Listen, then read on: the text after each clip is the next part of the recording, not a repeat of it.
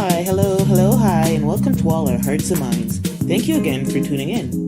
We're here to discuss all things that have been on our hearts and minds, the good and the bad, the concerning and uplifting, or just straight talk. We're your hosts, Kimmy, our passionate heart. Yeah. And me, Jeanette, our mind and chronic overthinker. Let's get into it. Please. Yes. Okay. Well needed. So it's 2023 now. Last episode we recorded was close to the end. Yes, happy 2023, a new year. New year, new us or not, but yes. Check. So how are you feeling? Just let's do our check-in. Well, you know what? I'm happy. I'm okay. It's a new year. I mean, we made it to 2023 through all of the paninis and all of this and that. We're here and it's 2023 and I never have resolutions, but I always try to make my year better than the last. Yeah. So that's the only requirement. Make it better than the last. But last year is going to be hard to top because I did a whole lot of something. Yeah. But at the end of the day, I'm doing all right. How about you, girl? How you doing? Happy New Year's. Happy New Year. I'm feeling optimistic, which I generally do feel the new year. It's just because, it's just like a renewal. And I like you, I don't really make resolutions. There are things that I want to get better at, things I might want to do.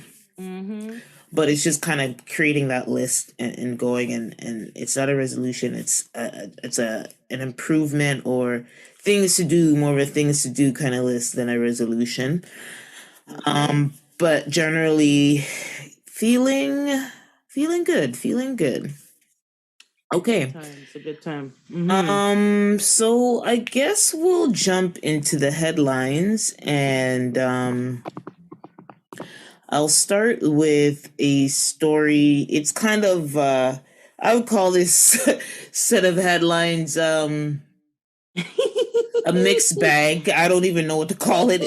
It's a mixed bag, but you get what you get type of bag. You get what you get. You get what you get. Yeah, and so there's many, and sometimes you just choose what stands out, or it just that's what most things people are talking about. So I'll start with one of the big stories. This is not a sports podcast. I'm sure all our regulars know that, but sports, is particularly the NFL, plays a big role in pop culture. So even if you're not a sports person or you're not a American football person, you're going to know the big stories. So one of the big stories is that one of the players named Damar Hamlin collapsed on the field in one of their games last week.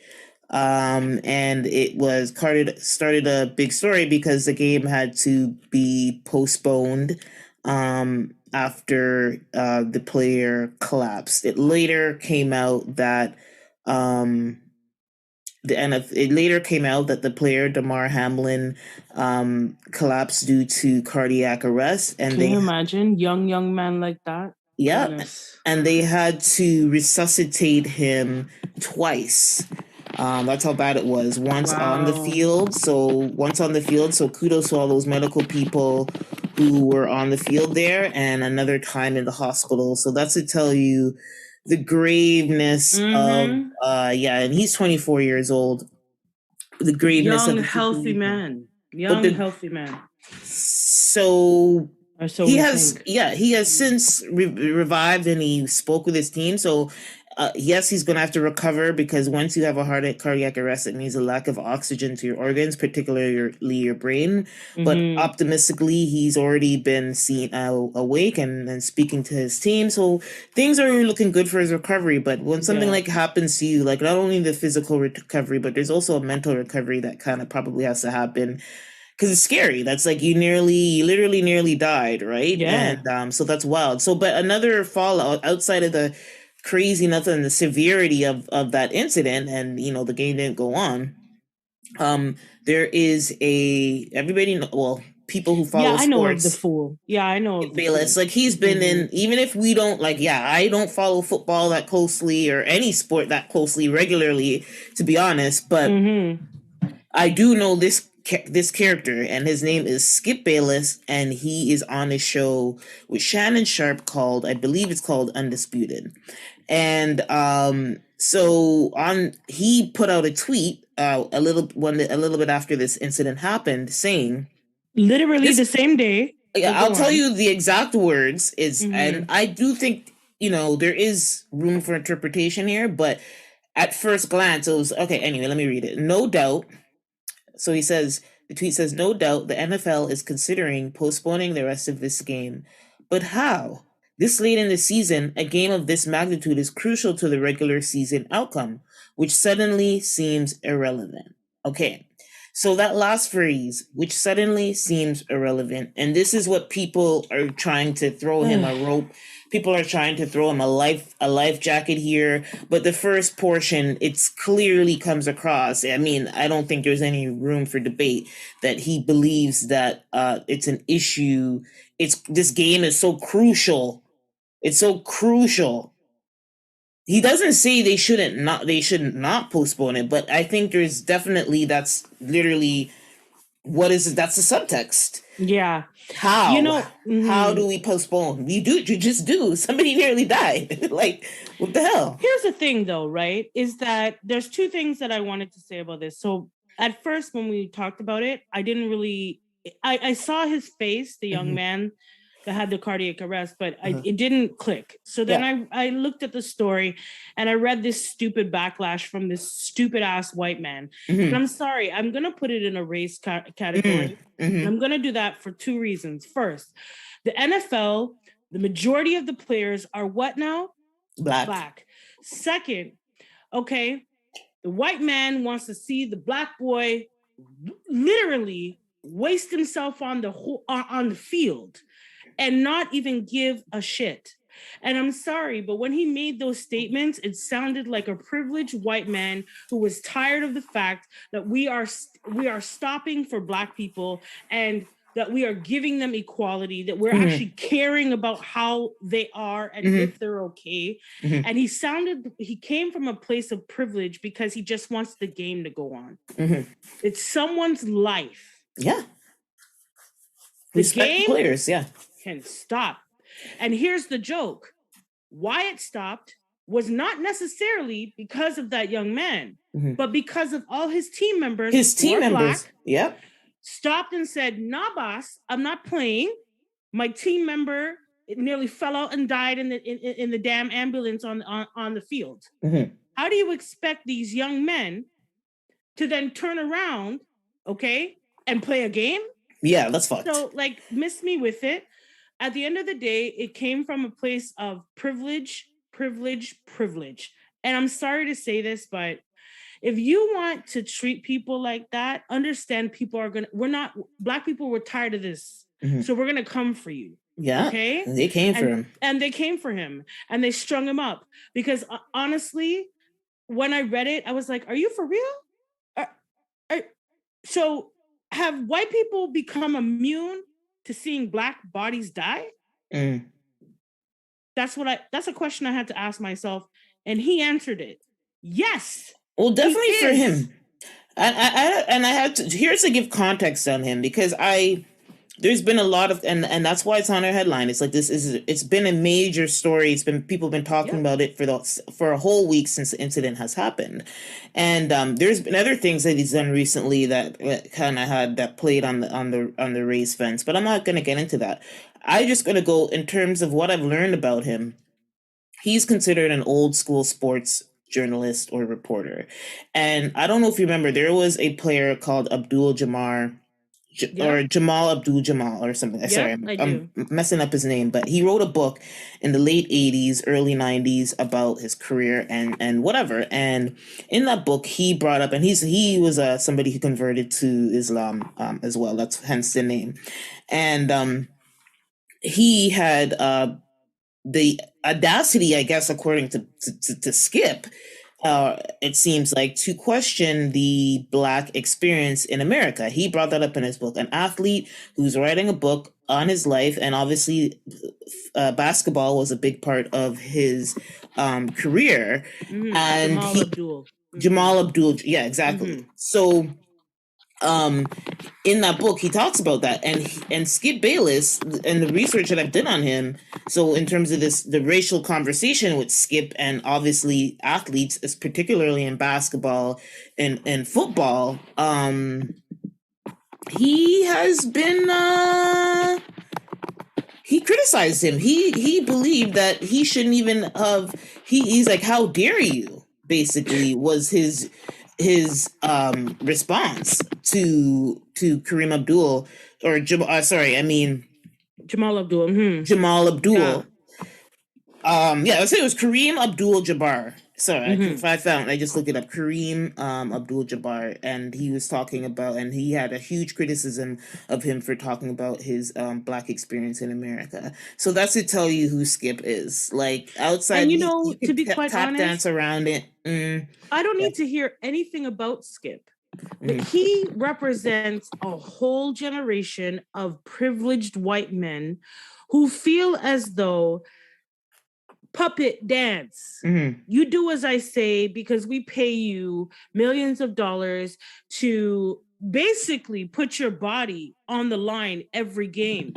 Now, when you go into cardiac arrest, one point that you had mentioned was that it's not enough oxygen going to a certain part of your body, whether it's your heart or whether it's your brain. That means this young man had the wind knocked out of him because just before he fell, he fell out.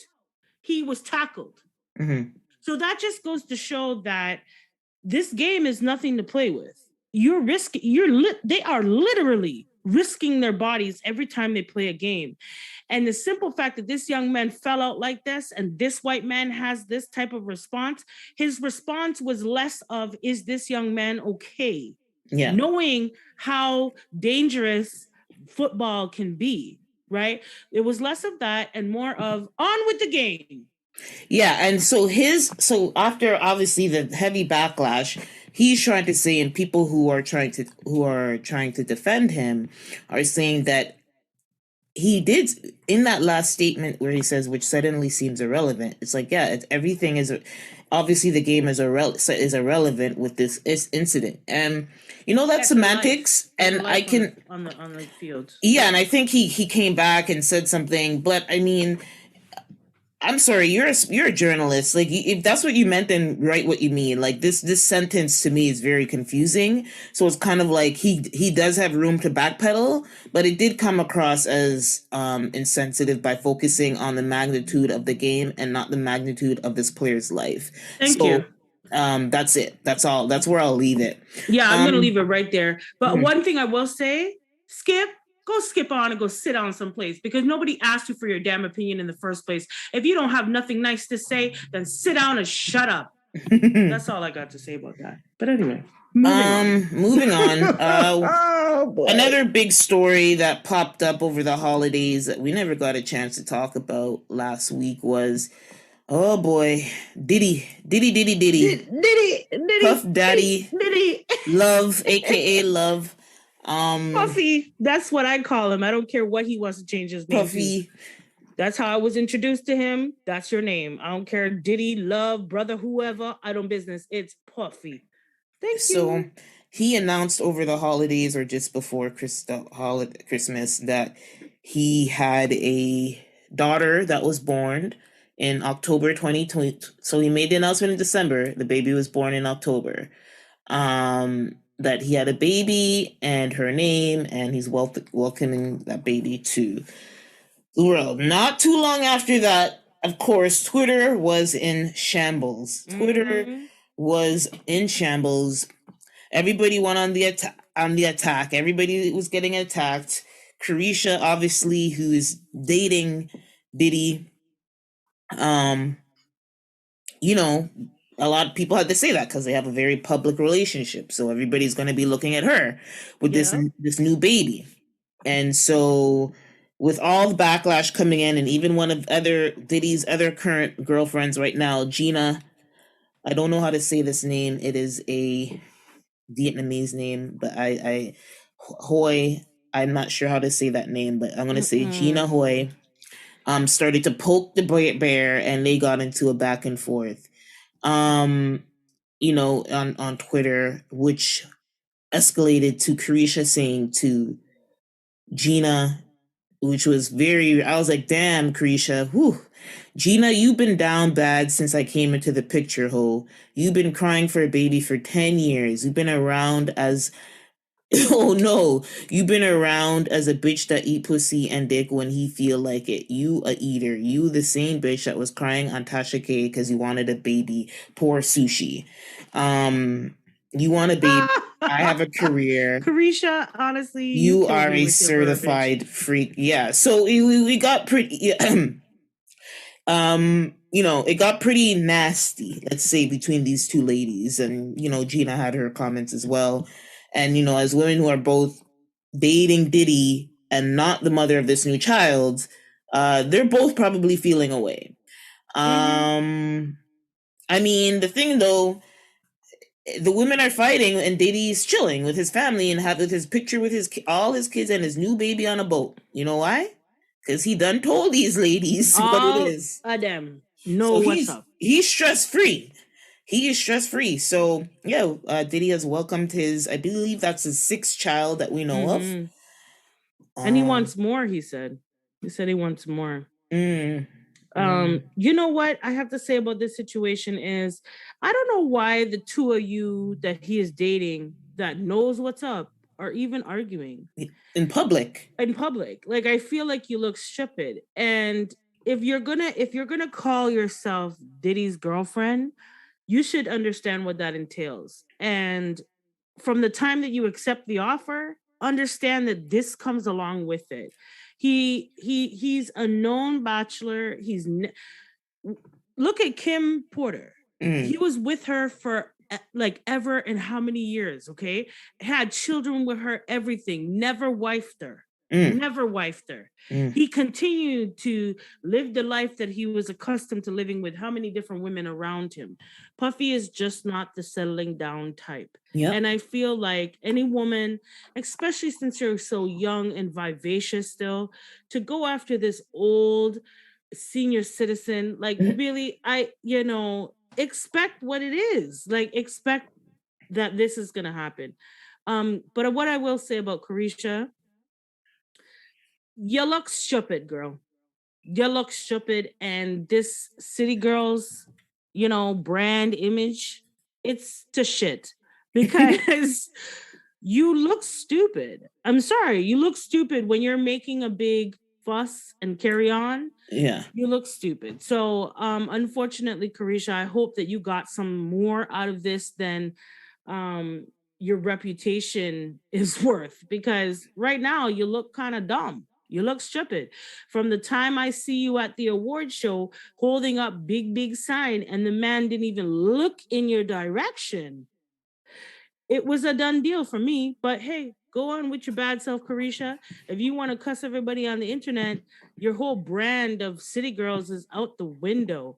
So hopefully you're able to get more out of it than what we see. I don't know. But one thing I do have to say for Diddy, stop messing with these young girls. Like, for real.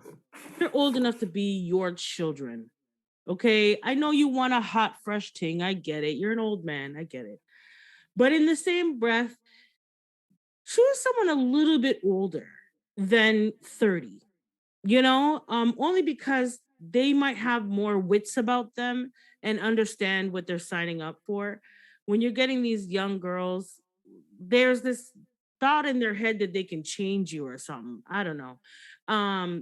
I look at your track record, but then again, I'm older, so maybe I'm more experienced. But kudos to you, Miss Carisha, and kudos to you, P. Diddy. You got the money, but he's not just a money type of daddy. He seems to be very involved. Yeah, he's involved. Yeah, I can give him that. And he seems to be a good father. Like, overall, he seems to be a good father. Obviously, I don't live in their house, so I don't know what kind of dad he really is.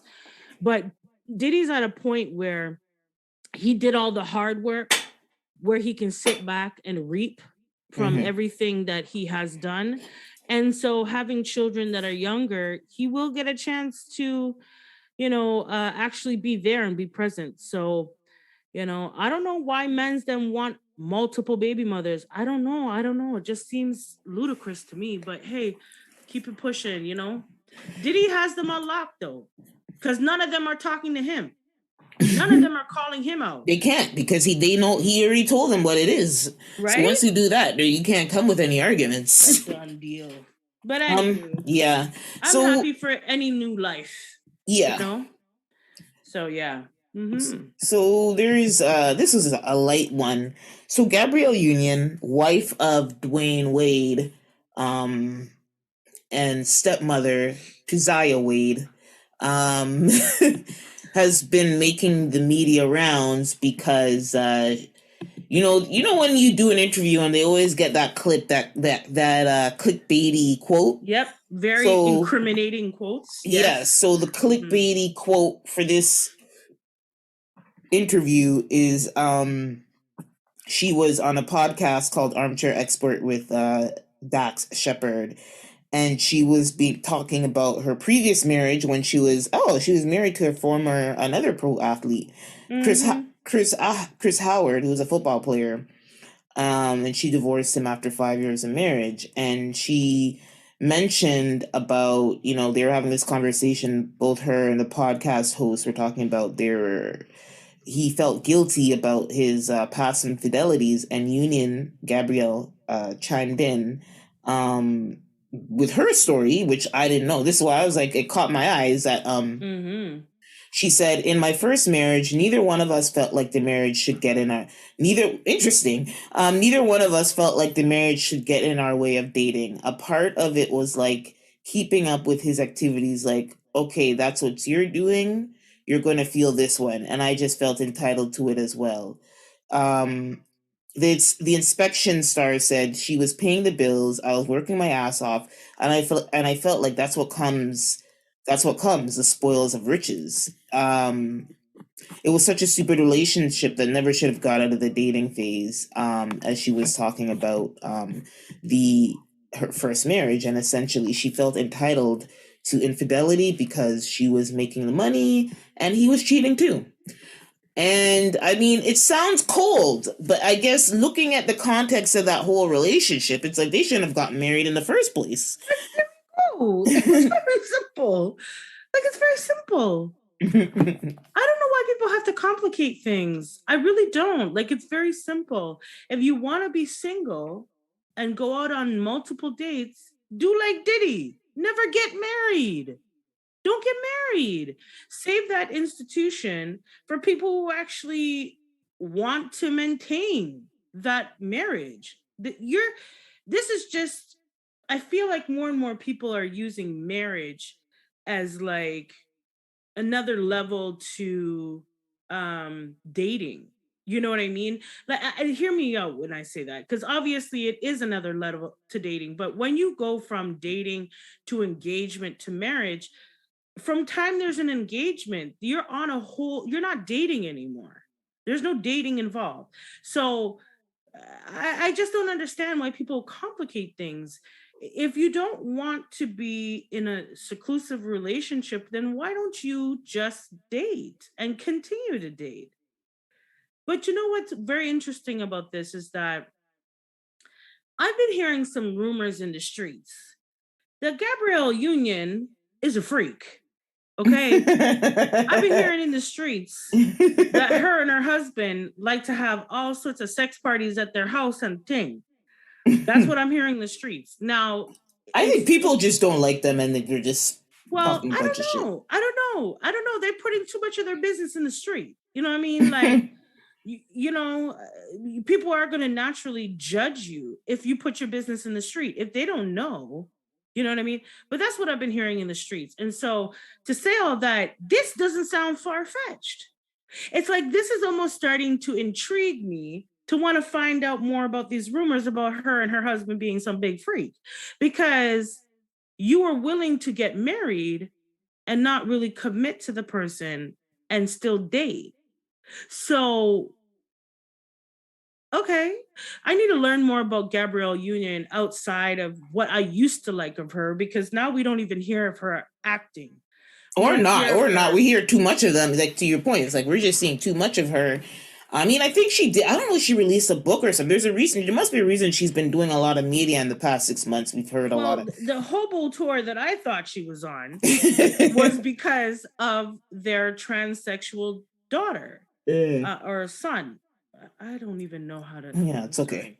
Sorry. But anywho, their transgender child. Yeah. That's what I have been hearing most about. And now that they have the floor, it feels like they're just letting us in deeper and deeper into their business. And like, look, when you look at Will Smith and Jada, here where I'm going with this. Will Smith and Jada put so much of their business in the street that after a while, people didn't give a damn what they were doing. Maybe they that's just the wanted point. them to shut the hell up about their sex life. And I feel like, is this where we're going, Gabby? Oh, we're definitely they're definitely in that ballpark. But yeah. Anyway, we'll move on. So this is a weird story. Not weird, but slightly alarming. In Mexico, they recently did a huge drug raid in Mexico. It was really violent, a lot of deaths, trying to capture the son of El Chapo. Those of us who watch Narcos and who are into the whole drug cartel movie, TV show thing will know who El Chapo is. Yeah, he's nothing to play with. And his son, Ovidio Guzman, is a drug, followed in his footsteps and is a notorious drug lord there. And there was widespread violence. I think there was a scheduled, I think Biden and Trudeau were scheduled to go to Mexico, I think this week or next week. And so maybe the government wanted to do a quick cleanup before all the official government people showed up. And so this area, this raid happened in Sinaloa, and lots of people, they had like roadblocks and Air Force and tanks. Like it was you'd have thought, like, is it World War III? Like yeah, so there was a 12-hour standoff between Mexican security forces and the drug cartel, and the state is called Culiacan, Mexico, and 27 people were injured, and a National Guardsman was killed with all the gunfire that was going on. Yeah, and there's just been a 18% increase in crime in 2022 due to the activity of this El Chapo's son's drug operation.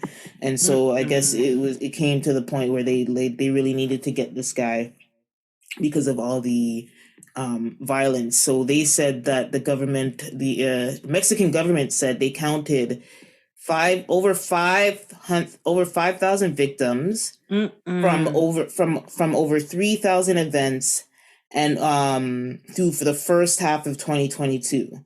That was just the first half of the year last year.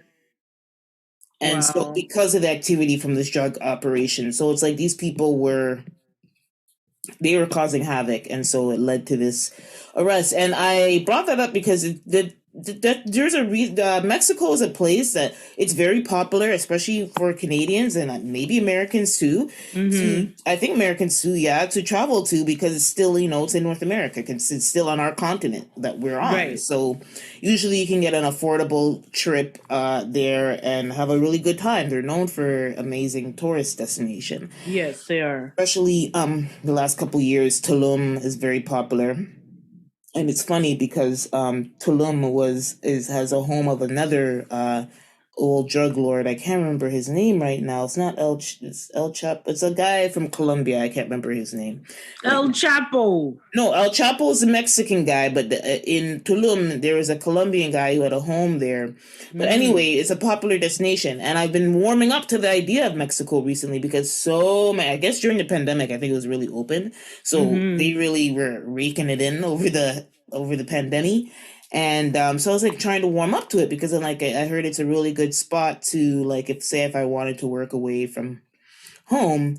There's not a big time difference. I think it's just like an hour time difference, and like Mexico City is really metropolitan, so it's like a lot of people are going over there to work and kind of work remotely. So I was actually seriously thinking about it. And then this happened, and it reminded me again, this is one of the reasons I've never been to Mexico, because it's like it's always, the block is always hot. It's always hot. And, you know, Mexico, from what I have heard from people who have gone, it's actually a really beautiful city. Yeah. Especially with the architecture. It's, you know, it's very old world type architecture. The food is amazing. That's what I've heard. But will you find me in Mexico? No, thank you. Because guess what? I'm not accidentally turning one corner and all of a sudden I'm in a cartel. No, thank you, sir. I will pass on that until they can clean up the streets a little bit more for me. They need to take people like this young man off the streets. But the sad part about it is that there's probably already somebody in queue to take over. That's the thing. You can't completely eradicate it. No. But they can try hard. Yeah, they can control and create safe zones and stuff like that. Exactly. I think there are places that are safe to go for sure. I know that. But it's like, it's just stories like this make me a little bit wary. But anyway, everybody look out, watch out. I think all the tourists that were trapped during the standoff have since been able to get on their flight. So that's good, especially for Canadians. So yeah. And then quickly, before we get into our segments, we didn't talk about this, but I did want to bring up in music news. Rolling Stone released an updated list of their top 200 greatest singers of all times recently, I think in the last 2 weeks. And everybody was up in arms because... actually, let me share the top 10.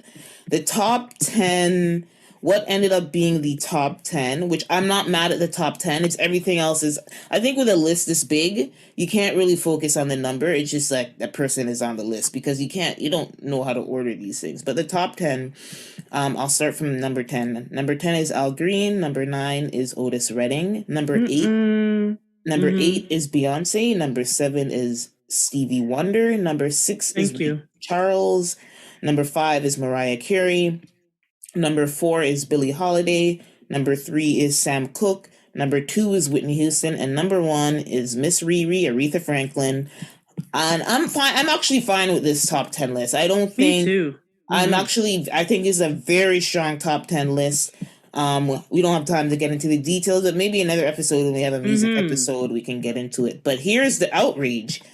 They don't have on this big ass list of 200 singers where they even include K-pop singers. They include people like they include random people like let's see who's random.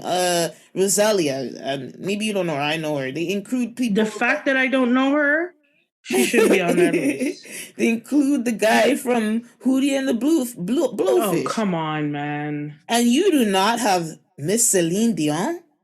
I don't know what's going on. And I don't know who made that list. That's the question. Well, they're saying they have a vendetta because I think Celine, maybe she said something petty one time. But regardless, if you guys are gonna say you're gonna have your list is rendered irrelevant when you like, this is a huge miss. Like, you have literally people from a K-pop band who they pretty much lip sync, as far as I know. Thank you. That's what I thought. But people can correct me if I'm wrong, but from what I see, it all looks like lip syncing to me. But you don't have Celine Dion, Miss Queen. The fact that they don't have Celine Dion shows me you don't know nothing about music. The Queen of the Caribbean, the Queen of Canada. Oh, come on, no. Listen, y'all don't know Jamaican people, Caribbean people, but we can speak for the Jamaicans. As much as we have Bob Marley and all these amazing world-renowned artists, if you were to go, who's a top playing artist, Celine is in the top 3. Okay, in Jamaica. Has to be. Just to let y'all know, has a beautiful voice, and even to this day, as old as she is, that's one thing I'll say about Celine, girl. Age did not suit you. But anyway, she's actually ill right now. I know she's ill, but even before she was ill, you could tell that age didn't work. Well, I wondered if she had an eating disorder. I think she may have had it. The way she's so rail thin, whether she has announced that she has an illness. I'm not sure how long she's been living with it, but she's never looked. If she wasn't sick, she definitely had some type of eating disorder because she was like rail thin. And I think when you're rail thin and you don't have body fat, you look old. It makes you look, you're thin, a lot older, but your face looks old.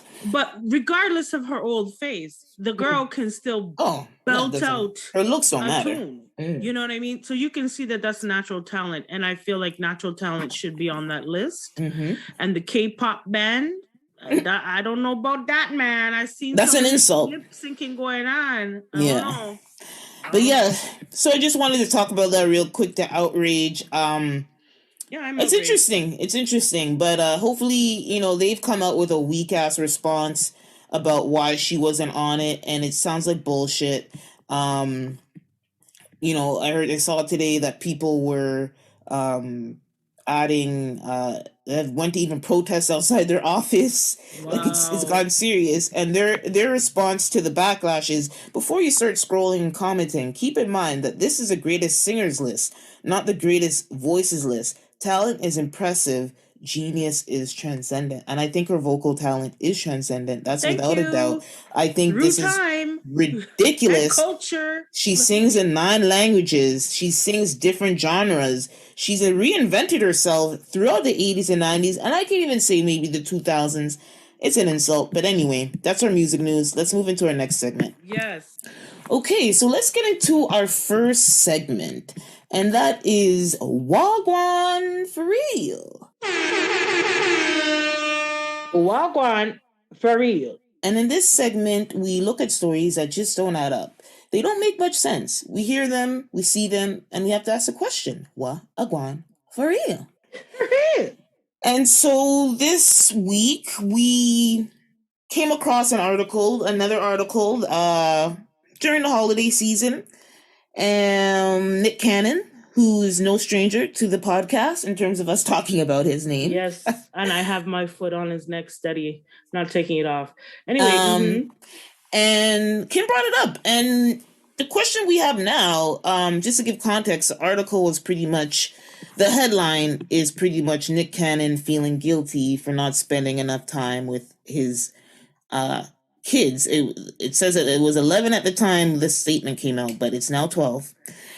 For not spending enough time with his 12 kids. He said, being a father of multiple kids is always the biggest guilt on me, is because I don't get to spend enough time with all my children. And my response is, duh, motherfucker. So the question we have with him just recently having his 12th child, is it mental illness? It's mental illness. It's like you making this statement. It's like, are you mentally challenged? Like, duh.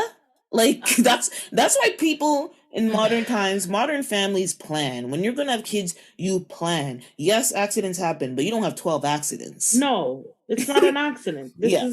He's definitely trying to break a record of some kind. I don't know what the hell this man's trying to do. Yeah. But from what I do know is that at, I don't know, child 6, you didn't say to yourself, wait, this is getting a little difficult for me to be active in their lives the way I would want to. So miss me with that, because 6 kids ago, you should have realized that, but you didn't, and that's fine. But one thing I really need to add, like I said to Jeanette, Jeanette, I've had my foot on Nick Cannon's neck, and I'm not letting it off, because now I need to really think to myself, is this a mental illness? Is it? Jeanette, how is it? You make this statement and then there's another child. I need you to shut up, Nick, because you're looking like this is more of a mental illness than anything else. You're having children this is ridiculous, and you're doubling back now. You're doubling back to the baby mothers before, and you're going and impregnating them and having more and more children with these women. Like, I don't understand this. Yeah, I don't get it. And it's like you're saying you're feeling guilty. If you felt guilty, you would have stopped recklessly fathering more children. And so that's where it doesn't make sense. Like, I'm sure, Nick has had a lucrative career with his TV show, and he does a whole bunch of stuff. Like, I can't even quantify it, but he stays with a job, right? I can give him that. But you're not, first of all, you have a lifelong illness, which is lupus. So lupus is something that can flare up on you. You're not going to be your best. I think he was even in the hospital recently yeah. With a flare up with his condition. So it's all reckless all around, and it's not somebody who's thinking logically. Somebody, I think, is thinking emotionally, because he because of his illness, he has some weird thinking, I may not live forever, but my children will, and this is going to be my legacy. They're going to be my legacy. I think we've already talked about this when you had our Nick Cannon episode, that it's selfish because your father, if you think you're not going to live a long life and you're creating all these children that won't have a father, if that's really the case. I have to turn towards mental illness. Yeah. That there is some sort of a disconnect. I don't know if you classify it as like a sex addiction, because it's beyond sex. What kind of an addiction is this to having a child? Like, there is something that's terribly wrong with Nick. Yeah. And there's a disconnect in his brain when it comes to having these children, because like I said, child 6, you didn't realize that things were starting to get harder. No, you actually at that time were super proud of yourself that you were popping out kids literally every month. We were finding about another child coming, or another child pregnant, or one. And it's getting to the point of ridiculous.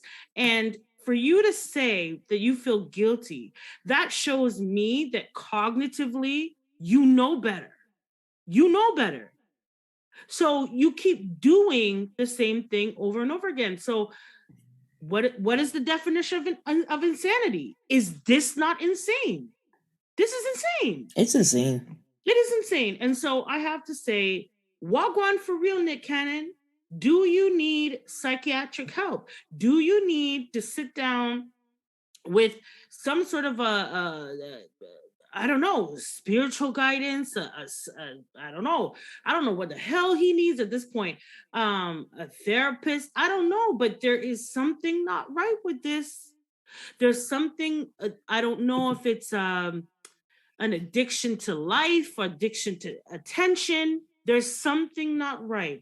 And the people who have to pay for it is not the dumbass women that you have line up in the haram, but it's the children. Because if you think for a second that you're living on a legacy of what? You never being there? Is that the legacy that you're trying to continue? Because these children don't know you. You're going to miss first steps. You're going to miss recitals.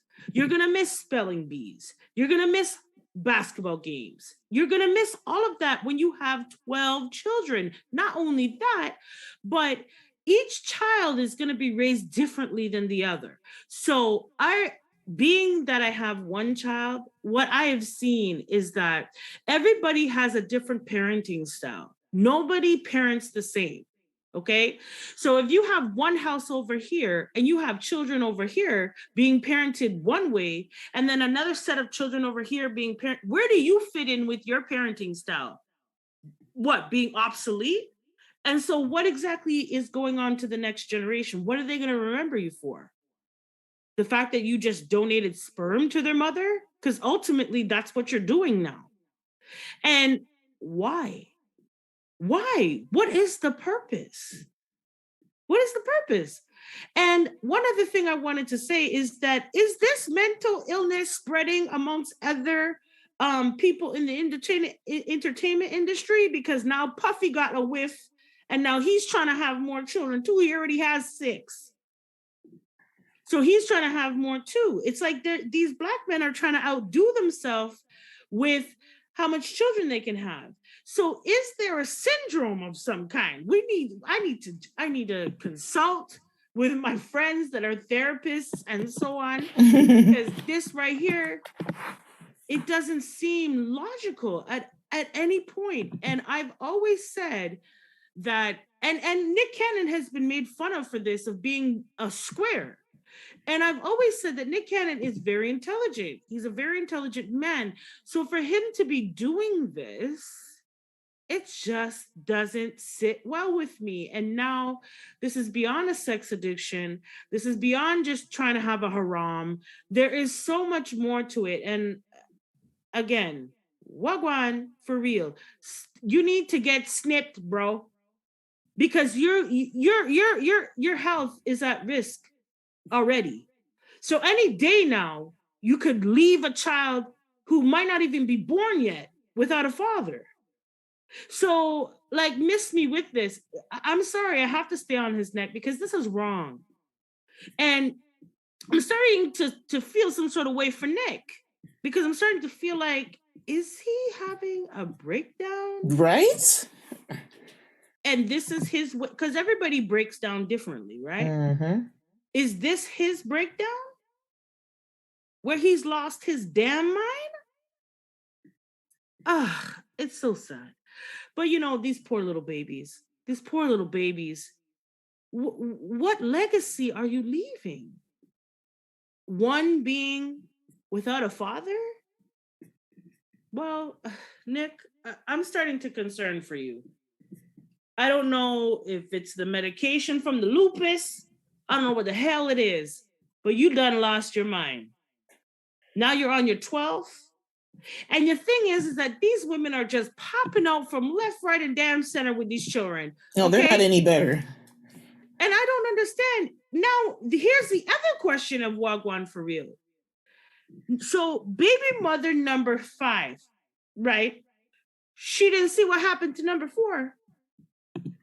Okay, so baby mother number 7, right? She didn't see what happened to baby mother number 6. So is that a level of insanity as well? Because how could you sign up you and your child to this? How could you have more? And some of, like, the 12th child, I believe, he had with, I believe, I could stand corrected, but he had that one with the baby mother that lost the little boy. So I don't know. Nick, all I'm saying is I feel like you should get checked out mentally, because, and anybody who's willing to sign up to this fuckery, sorry, this is fuckery. Okay, anybody who's going to sign up for it, you should bring them down to the psychiatrist's office with you, because how could you sign up for a life of pain? Because as a mother who was a single mom, not wanting to be, no woman goes out of their way to have a child to be a single mom. Nobody wakes up in the morning trying to do that. That's just the straight truth. And me, before getting married, before meeting my husband, I was a single mom. And let me tell you, it's nothing easy, especially when it comes to psychological, emotional. It's not easy, okay? Because your child is going to start asking you questions. From time they can start saying dada, okay? So how are you going to sign up for a world full of hurt for you and your child? You too, women, need to be evaluated psychologically, because this right here, this don't make no damn sense. But you know what? I don't know if you had anything else to say about Nick and his mental state here. But no. I'd like to move on into the workout. The workout. This is the workout. This is where we work out our hearts and exercise our mental fitness in a deep dive discussion on things that are impacting us, our culture, and all of the above. And so, this time around, we are going to have a little conversation about Chili from TLC. Now, Chili, she's a beautiful woman. She sure is. And she is now dating Matthew Lawrence, but he was in a sitcom called Boy Meets World, and it's back from, I think the early 2000s, if I'm not correct. And so she's dating him, and Little Duval, which is a comedian, and yes, he is funny as shit. Yes, he is. He had a lot to say. He had a lot to say about, I guess, his disapproval of some kind with Chili, being that she is Black, and Matthew, who is white, saying, is it cool? Is it, what did he say again? I have to pull up the exact I think he said it's cool when they do it. That's exactly the caption. Yes, the comment. That's the exact, yes. So is it cool when they do it? So he's not asking. He's making a statement. It's cool when they do it. Oh, thank you for the correction. So he is not asking anything. He's saying. Yeah. And so what he is referring to is when Black women date white men, it seems to be okay. And when it's the reverse, where it's a Black man dating a white woman, there's a problem. There seems to be a problem. And so I wanted to have a deeper discussion on this topic. And, I'm going to open the floor, I guess, with things that I've thought about when listening to the different perspectives on Chili and Matthew. Now, I want to start off with saying God is love, and I love love. I love love. I really do. And anybody who is in love, I don't give a damn what your color looks like. I don't give not one doo-doo about what you look like, how tall you are, how fat you are. I don't give a nada about nada. Do you love each other, and do you treat each other as though you love each other? And that's the main point. And as long as Chili is happy with Matthew and Matthew is happy with Chili, I don't know why it's a problem. But I will say, amongst the Black community, it is definitely a point of contention for a lot of Black women and a lot of Black men. And so we're going to debunk some of these, thoughts that run deep in our community. And I will say this, that whenever you do see a Black woman with anything other than Black, it's rare. It's very rare. It doesn't happen every day. And when it does happen, majority of the time, it's genuine. Majority of the time, it's genuine. Yeah. And with that being so genuine, there's never a breakdown of that person's community. So, for example, Chili is happy. This is a genuine relationship. She is not knocking a Black man. She is not disgrading a Black man. She's happy with the white dude because he's treating her, obviously, the way that she feels she should be treated. Now, the reverse is whenever a Black man seems to get with a white woman, it's almost like we ain't shit. And we're Black queens. And if you don't love the Black queen, that's fine. That's fine. Do what you want. Do what makes you happy. Mm-hmm. But why is it that you have to break us down as a Black woman? Like, I just don't understand why that even has to happen. Just love who you love and leave me out of it. That's all I got to say about that. What do you think about that, Jeanette? Like, what do you really think Mr. Little Duval is trying to sell us here? Yeah, exactly. It's like, I really hate this Venus versus Mars or men versus women versus men thing that's been going on social. I think it's something that only happens on social, to be honest. I feel like in real life, people don't have this natural vindictiveness or mistrust of men or women or battle that we see online. I think that it's weird. And that comment, what that comment says to me, where he says it's okay when they do it, it's a double standard, and it's blinded. And you brought it up in the fact that it's not an issue. It's not an issue because you know what? And I would say this, and I'm going to even generalize it. Step outside of Chile and say that most Black women who date outside of their race, they tried. Thank you. They tried to date within their race. Generally, they're more they tried really hard. That's just most of them, not all of them, right? I can't speak for all. I can't make a complete statement, but I know most. In my friendships or what I know, most try to date within their race. If anything else happens, like you said, serendipity, love at first sight, maybe things can happen, but in terms of your intention, you're intentionally trying to find a Black man, right? Um, anything else can happen, but in terms of what you're intending, that's what you're intending for. But after trying for a while, no luck, whatever happens, you finally open your mind and you're like, or somebody just comes along and you're like, sure, why not? They're attractive. I'm attracted to them. They're attracted to me. Why not see where this goes? And voila, love, we have a wonderful relationship. But so, and while doing that, while maybe like making that step outside, they're not saying forget Black men, fuck Black men. It's exactly. Nothing like that. It's just, you know what? I tried. And this is a person who I met and I love that just happens to be another race, and that's okay. Yeah. And I'm gonna go forward.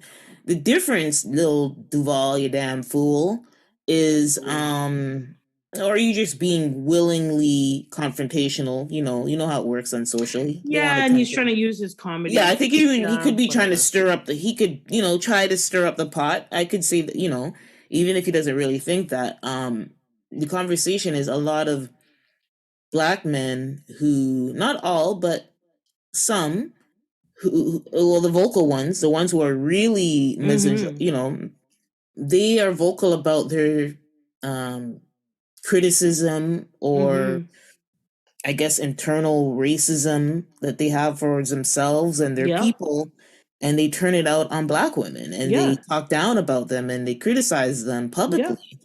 And that's disgusting. It's like the issue is not you dating a non-Black woman, like we said, that's fine. Like, go ahead if that's where you find your love, and then that's where you find it. That's fine. But the issue is a lot of men who do go out of their way to date outside their race tend to be very vocal about their criticisms about Black women, and that's the issue. That's why we criticize them when they do it, Lil Duval, because it comes with a lot of extra sauce that doesn't need to be there. Sauce that nobody asked for. Nobody asked for the damn sauce. If you just be quiet, live your life and be quiet, be happy, then we wouldn't have to be looking at you sideways. But unfortunately, that's what the case is.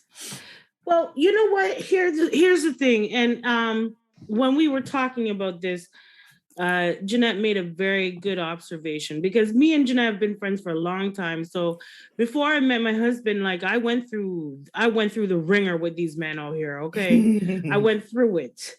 And she made a good observation. I was one failed relationship from stepping over to the other side. I was talking about it. I was thinking about it. I was opening up my mind instead of being so closed-minded. From I was a little girl, I've always wanted to be with a Black man. That's another thing that I want to bring into this conversation, is that most Black women, want to be with a Black man. Most of us do. Most of us find Black men super attractive. Most of us, they're athletic. Most of them have great bodies, are very smart, intelligent, and all the rest. So I've always wanted to be with a Black man. I've never wanted to step outside of what I knew and what I was comfortable with.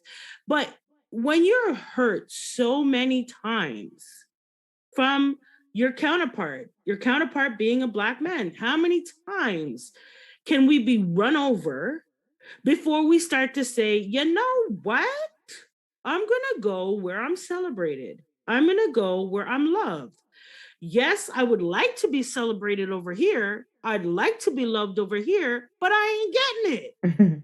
So what's a sister supposed to do? Do I get no love because they're waiting for Black men to grow up? Nah, bro.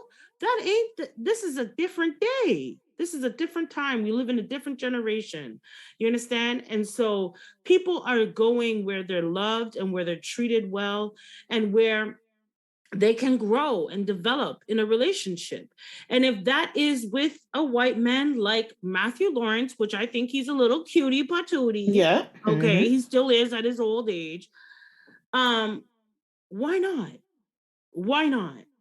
And if that does happen, people need to grow up and become more mature and look at love, because love doesn't have any color.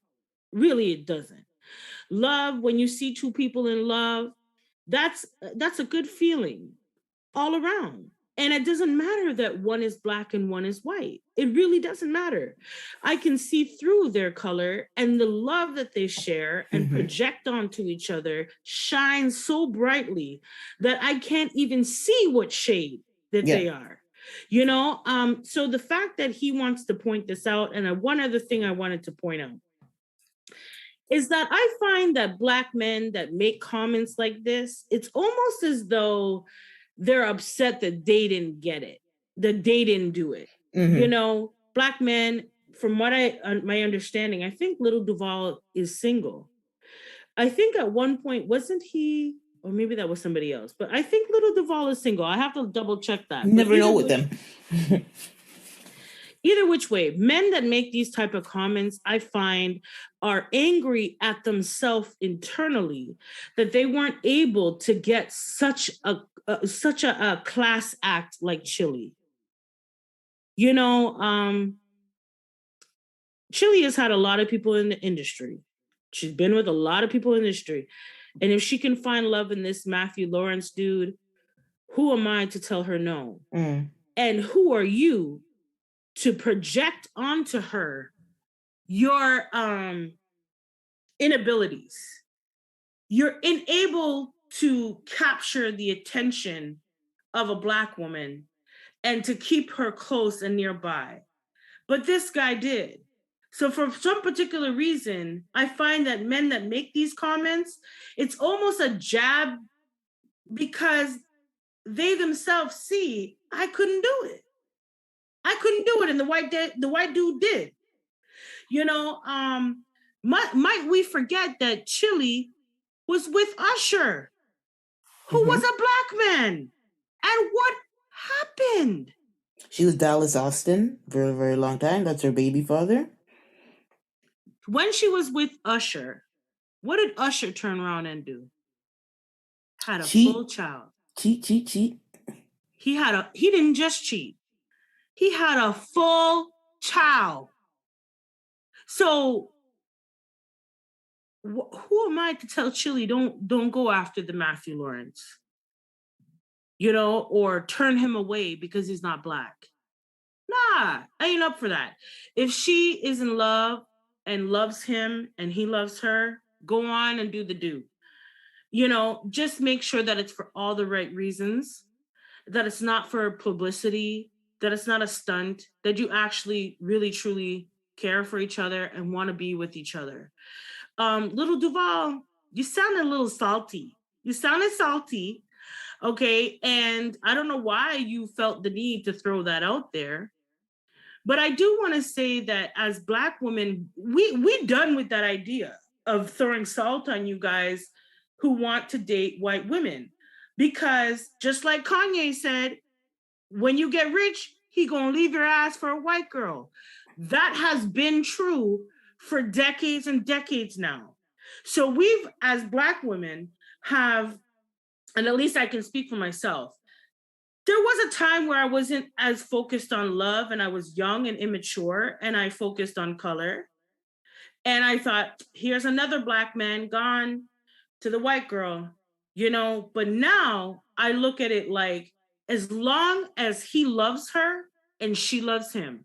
What I can't stand is a Black man that picks up a white girl as a trophy. You don't love that woman. You're just using her as a status symbol. You're using her because she's submissive, so you could have your way and will with her.